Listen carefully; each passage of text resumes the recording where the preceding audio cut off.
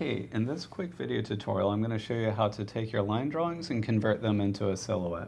So you can see in my document right here that I have two layers. I just have this paper on one layer, and then I have my line drawing on another. And so hopefully your project is set up something like this where your line work is on its own independent layer. So the tool that we're going to use is the Lasso Tool, which is right here.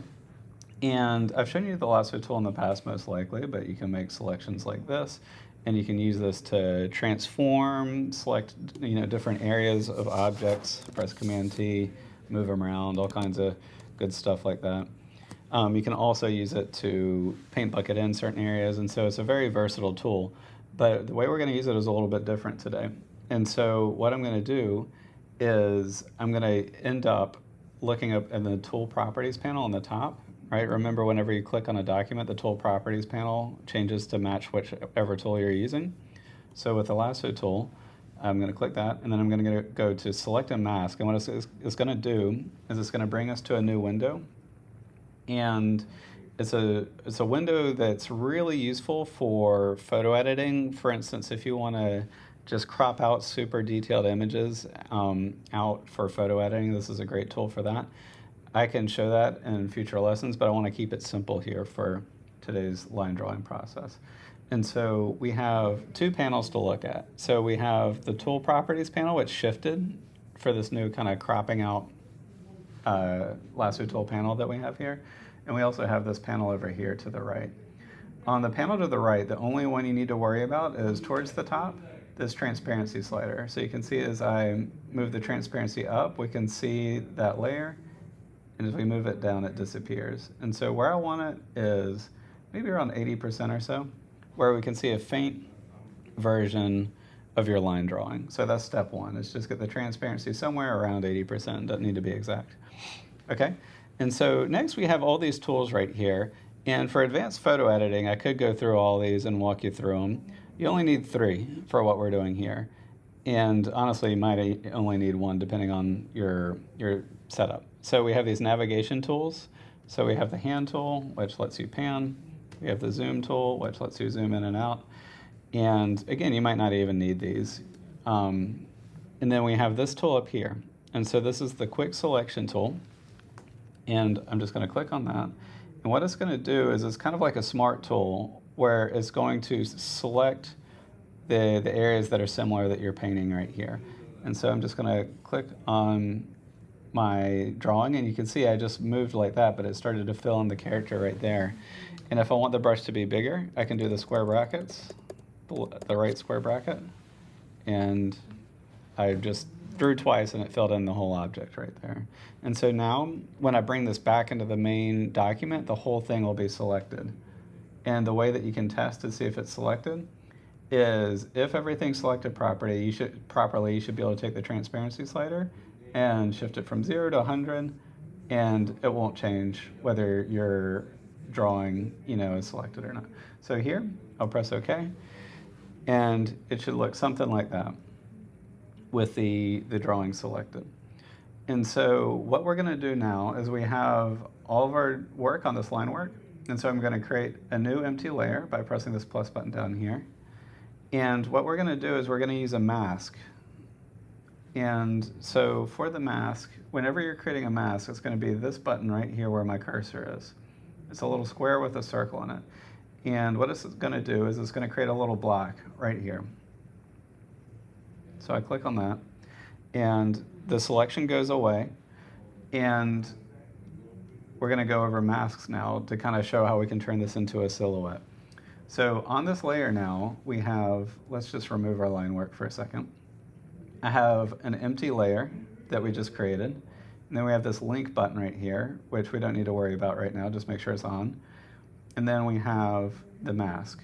And you can see when I click on the mask, nothing really happens right now. And the way that a mask works is wherever it's white, your drawing is going to show through, and wherever it's black, it's going to mask out your drawing. So just as a test, I'm just going to turn on my main color to like a red. I'm going to go into this main layer, that empty spot, and just paint bucket in. And so you can see now the mask, the area that's white that we selected is showing through, and the areas that are black are not showing through. And so how can we see this better without filling that in? So it's actually pretty easy. We just click on the mask, and you click on option. And so now our goal is just, now we're in the mask, and again, the way I got there is I clicked on the mask right here, and I click on option, or alt, if you're on a PC. And it'll select the mask. If I want to get off the mask, you can just click out of it, and it'll go away. So hold option or alt on your keyboard. And so now I'm going to try to fill this character in so that white shows through. And so in order to do that, I'm going to just switch to my brush tool. It might be advantageous for this, just to kind of, when you're going through your brushes, I usually opt just for the hard round brush right here under the general brushes, just because it's good for photo editing and stuff like that. And so you can see that there's a big open area where I need to kind of fill that in. I'm going to use the paint bucket tool to fill this character in as much as I can. So I'm just going to hold shift, draw a line connecting right there. And I'm going to try to use the paint bucket tool. You can kind of fill this character in however you like. The paint bucket tool won't work with gaps like that, but let's just see what we can get done with the paint bucket tool here. Just to kind of get in some broad areas of the drawing. And one thing to take note is if you click the paint bucket tool multiple times in the same area, you can see it starts to alias on the outside. So try to kind of be measured with how you go about using the paint bucket tool, one per area. I bet it'll work for some of these strands of hair, but you can see there's some gaps. And so right here, there's a gap. So I'll press brush, or B for brush, fill in that gap. Let's see if that works now. Perfect. And I'm just going to fill in a few strands here. And I'll leave this area blank. And so we can kind of see what happens right there. And for these final areas, what I like to do is just switch back to my brush tool, bracket it up so that it's larger right here, so I can just kind of fill in this area. And you can see I still have a few areas I need to fill in, but we mostly have a silhouette ready to go. So remember, to get out of this mask, I got into it by pressing Alt or Option and clicking right here. If I want to get out of it, I just click back to this empty layer. So let's fill in this empty layer. I usually recommend filling it in black, but just to make it clear what's going on here, I'm just going to continue to use this red to fill in our silhouette. So I'll just press the paint bucket tool, and I could have pressed it anywhere in my document, and it'll fill it in.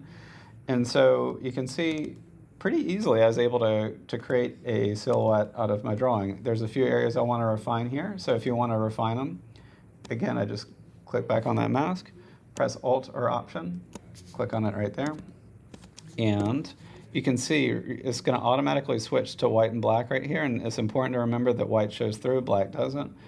And so I can just continue to kind of fill these in with the paint bucket tool. I could also fill them in manually with the brush tool if the paint bucket is struggling or anything like that. If you have drawings that have a lot of openings in them, what you might do is kind of what I did at the bottom of the drawing, is just kind of zoom in on it a little bit, find those gaps and fill them in, and then see what you can use to make it so the paint bucket tool can kind of do most of the lifting for you. And finally, so we have this white strand down here, and that's not contributing anything. So I can press X to swap between black and white, or I can click that button right there. And so I'm on a black brush now. And so that's essentially like erasing it, right? Because the mask is going to cover it up. And so now I'm going to go back into my filled layer, and I have a silhouette of my drawing right here. So we can see I have my drawing in that initial layer, and then I have my silhouette right there.